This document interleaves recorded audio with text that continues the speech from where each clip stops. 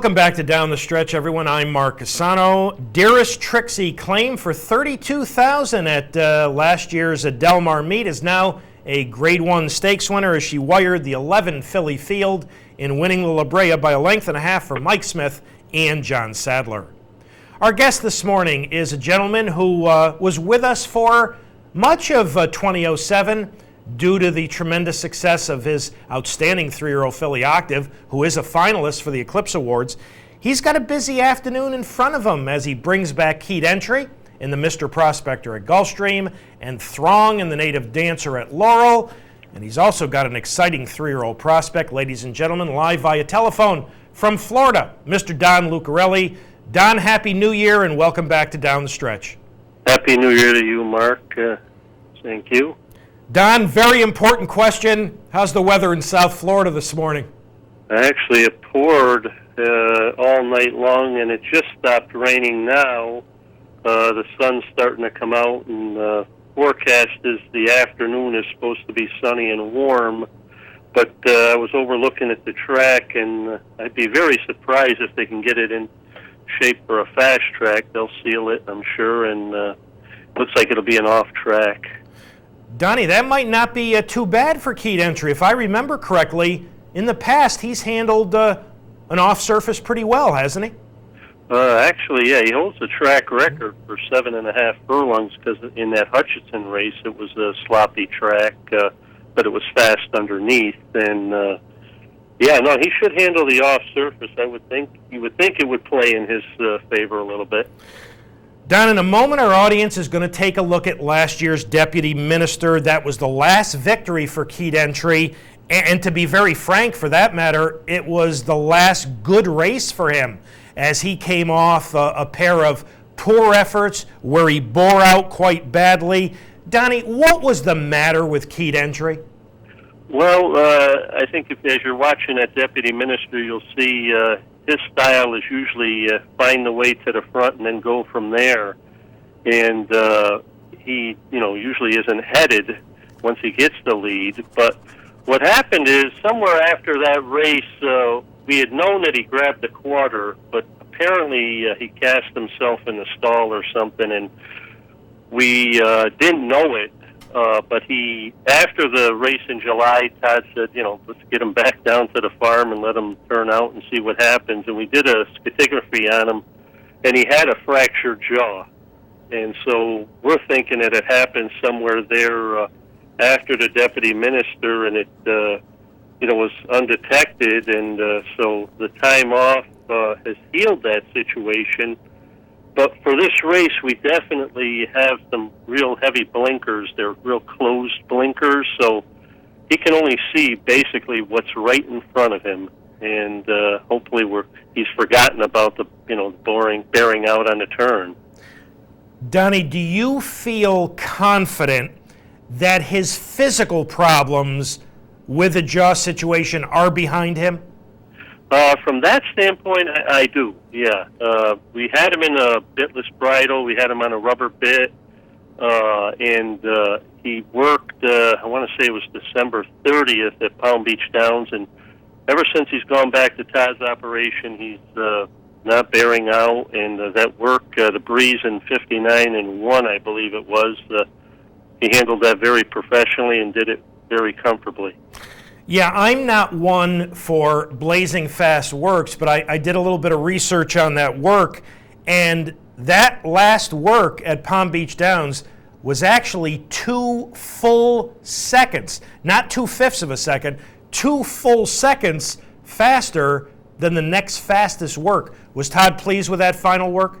Yeah, he was actually in attendance for the work and said that he handled it very comfortably, and it's the first time we actually let him get a little bit, give him a little bit of a loose rein, so to speak, and naturally he is that type of horse that if you do, he wants to go. So he was able to get his way a little bit there and came out of it fine, no problems at all. You said a few moments ago that you feel secure that his physical problems are behind him, but Donnie, how does Todd feel about, mentally, when a horse had been bearing out like Keyed Entry did, how do you think he stands from a mental frame of mind coming back for this afternoon stakes? Well, that's the big intangible. You hit it on the head there, Mark. I mean, I wish I had that answer right now, so I knew what to do this afternoon. But you know, and I don't think Todd could honestly answer that one either, in the sense that, you know, if he still has it in his mind, but those blinkers are supposed to really limit his exposure of sight to what's right in front of him, and we're hoping that's the case. And once he gets around the turn, I'll breathe a sign of relief. And Donnie, he has been working right along in those blinkers? Yeah, it's something that Barry had come up with down at the farm in Ocala, because he was just continually, when we brought him back on the track, he was still doing it. And then Barry tried a lot of different options and equipment and came up with this, and he worked fine in Ocala. And then once he got to Todd's operation, he's been really, you know, a good horse, and handled it very well. Don, Keat Entry's regular rider, Johnny Velasquez, has elected to ride Wa Maudit for Billy Mott. Is that a bad sign? Well, I'll be frank with you. We have called on Todd ourselves that we would like to have Edgar as our first call rider. If he so chooses to ride the horses, Edgar will ride the horses first call for us. And it's just a decision we made, and Todd respects it. Donnie, will that include, it hasn't happened up to this point, but will that include your exciting 3-year-old prospect, Manba? That is true. That is. Okay. Also this afternoon, at Laurel in the featured native dancer, you run Throng, who comes off a somewhat disappointing effort behind Billy Mott's runaway winner, Istan, in the ACAC at Churchill. How's Throng doing? He's doing great. He actually had quite a bit of a layoff in that race, and he got caught up in a speed duel there because he was in-posted with the rail. And Douglas left with him, and he just, you know, they went some pretty fast fractions for a mile race, and I think he needed that tightener, and we haven't really been able to find a race for him because we were looking for 4Xs, and as you know, they're hard to come by. They don't write them that often. We had one on the day after Christmas at Aqueduct, and it snowed, and they canceled. So we chose to go here because the race on the 11th of January at Aqueduct didn't look like it was going to fill. Well, it'll be an exciting afternoon for you with Throng in Maryland and with Keat Entry in Florida. But I think maybe in the long run, the most exciting prospect you may have in your barn, and earlier we saw Tonto run second in the Tropical Park Derby, but Manba. I called his fourth in the Cash Call Hollywood Futurity a sneaky good fourth. Donnie, I'm excited about Manba. How excited are you and Todd? Well, we went out for the race because we felt that, you know, the distance would be the least of his issues. He's by an easy-goer mare, Maria's man, and he'll run all day long. So we felt very good about it. What it was, I think, was a combination of his greenness, being his third lifetime start, going around the 2 turns. Garrett said he tried scrubbing on him a little bit around the far turn, couldn't get him to pick it up, but then he really, I guess, woke up and picked it up, and Garrett said that he was totally amazed by how much horse he had under him as he went past the wire. And he really galloped out very strong. Yeah, we're definitely excited about it. We picked up, I think it was 50,000 in graded earnings, which we're figuring we're going to need about 150 to get in. So our next 2 races will be very key. Donnie, our audience is about to watch his last victory in the allowance race at Churchill. As we pick it up down the backstretch, he'll be third on the outside. In general, how has he progressed? What has Todd told you about not only his progression, how he trains in the morning, what type of colt he is?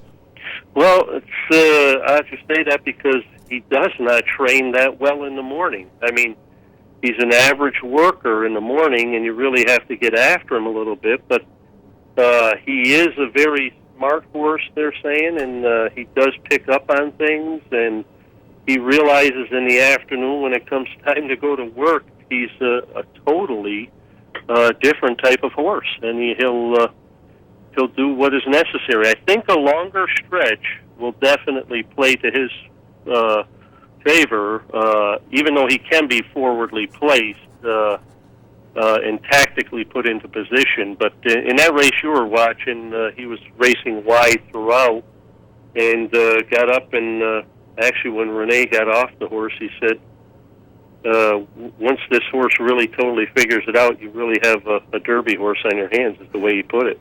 Well, that's pretty exciting, Don, that he could be as successful up to this point, not having figured out what the game is all about yet. When the light bulb goes on, it could really be exciting. Yeah, and the longer he goes, I think you'll see that the better he will be at getting to the front in the end. Don, you said a few minutes ago he earned about $50,000 in graded stakes earnings. The next two races for him are going to be key. Is Mamba back here in the East with Todd, and what's his schedule for the next couple of races? Yeah, we flew him back right before the end of the year. He's going to be with Todd from this point on, and right now we're looking at the Risen Star at Fairgrounds, which is the early part of February, or the Fountain of Youth, which is at the latter part of February at Gulfstream. And I would say right now we're probably leaning towards the Fountain of Youth to give him a little more time in the transition from 2 to 3 and get him ready for a campaign if he was fortunate enough to do something very serious in the Triple Crown and win the Derby. Then we would have to, have two more tough races right behind that. So if we go to the Fountain of Youth, then it would lead to the Florida Derby, which would give you 5 weeks to the Kentucky Derby, saying that he does keep moving forward and get the earnings. Have you at this point asked Edgar to ride him, and if so, has he committed to him? He hasn't committed as of yet. That decision is still a ways away, and what's going to happen is if he does commit, we're going to look for a commitment, not to hop off once he does commit. And that's hard to get out of a jockey this early. And Don, the other day, the finalists were announced for the Eclipse Awards, the champions of 2007. And, even though we know Rags to Riches is going to be champion 3-year-old filly, your Octave is a finalist in that category. How much, how big an honor is that for you to be a finalist? Well, last year I think she was runner-up again, and it means a lot to us, and I think it's a credit to Todd's operation because if you look, the 3 horses, we caught a year when Rags to Riches happened to be there, and that's the way it is, but even Panny Raid, who I think is the other horse, they're all Pletcher-trained horses, and I think it's just something that not enough credit, even though he is highly profiled, not enough credit goes to a guy that is such a hard worker. And really this year he's lost a lot of horses because of horses being sold or retired or what have you. Don, as always, I want to thank you so very much for having helped us kick off our 2008 season. Thanks so much for having joined us this morning on Down the Stretch. All the best bringing back heat entry this afternoon in Florida. We're anticipating a very nice effort from him. Good luck with the Throng in Florida, in Maryland, And I know with a 3-year-old as exciting as Mamba, we're going to be talking with you again very soon. Hopefully we can have a lot of excitement for that area going forward this year. Don, Happy New Year. Thank you. Don Lucarelli, ladies and gentlemen, and I am really looking forward to Keat Entry coming back this afternoon.